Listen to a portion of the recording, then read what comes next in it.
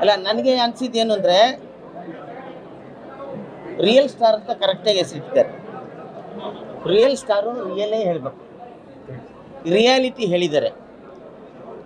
ನಾವೆಲ್ಲ ಬದುಕ್ತಾ ಇರೋದೇ ಒಂದು ಏನು ಹೇಳ್ತಾರೆ ಕನಸಿನ ಲೋಕದಲ್ಲಿ. ನಾವಿರೋದೇ ಕನಸಿನ ಲೋಕದಲ್ಲಿ, ರಿಯಲ್ ಲೋಕಕ್ಕೆ ನಾವು ಬರೋದೇ ಇಲ್ಲ. ಅದಕ್ಕೆ ನಮ್ಮನ್ನು ಮನಸ್ಸು ಅನ್ನೋದು. ಅದರಿಂದ ರಿಯಲ್ ಲೋಕಕ್ಕೆ ಬಂದಾಗ ಮಾತ್ರ ಈ ಸಿನಿಮಾ ಎಲ್ಲರಿಗೂ ಅರ್ಥ ಆಗಿಬಿಡುತ್ತೆ.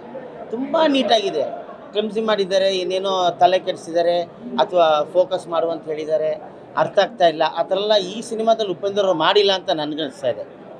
ಸ್ಟ್ರೈಟ್ ನರೇಷನಲ್ಲಿದೆ ಸಿನಿಮಾ, ಕ್ಲೀನಾಗಿ ಅರ್ಥ ಆಗುತ್ತೆ. ಅವ್ರು ಹೇಳಿರೋದು ಒಂದು ಪದ ಮಾತ್ರ ಸತ್ಯ, ಫೋಕಸ್ ಮಾಡಿದ್ರೆ ನಾವೇ, ನಮ್ಮ ಬ್ರೈನೇ ಪ್ರತಿಯೊಂದು ನಮ್ಮಲ್ಲಿ ಆಗ್ತಾ ಇರೋದು ಈಗ ಏನಾಗ್ತಾ ಇದೆ ಅಷ್ಟನ್ನು ಕರೆಕ್ಟಾಗಿ ಏನು ಆಗಬೇಕು ಅನ್ನೋದನ್ನು ಕೂಡ ಹೇಳಿದ್ದಾರೆ. ಅಷ್ಟರಲ್ಲಿ ಕಟ್ ಮಾಡಿದ್ದಾರೆ.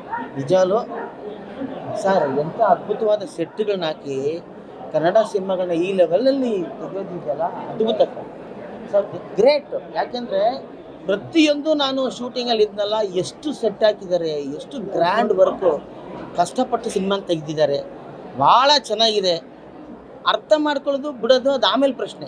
ಫಸ್ಟು ಏನು ಹೇಳ್ತಿದ್ದಾರೆ ಅಥವಾ ಸಿನಿಮಾ ಹೆಂಗೆ ತೆಗೆದಿದ್ದಾರೆ, ಯಾವ ಲೆವೆಲಿದೆ, ಎಷ್ಟು ಗ್ರ್ಯಾಂಡಾಗಿದೆ ಅನ್ನೋದನ್ನು. ಸಿನಿಮಾ ಇರೋದೇ ಎಂಟರ್ಟೈನ್ಮೆಂಟ್, ಆ ಎಲ್ಲ ಎಂಟರ್ಟೈನ್ಮೆಂಟ್ ಸಿನಿಮಾದಲ್ಲಿದೆ.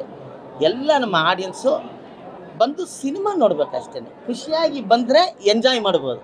ಅದೇ ಉಪೇಂದ್ರ ರಿಯಲ್ ಸ್ಟಾರ್, ರಿಯಾಲಿಟಿ ತೋರಿಸಿದ್ದಾರೆ. ರಿಯಾಲಿಟಿನ ಬಯಸೋರು, ಕನಸಿನ ಲೋಕದಿಂದ ರಿಯಲ್ ಲೋಕಕ್ಕೆ ಬರೋರು ಬಂದು ನೋಡಿ. ನಮಸ್ಕಾರ.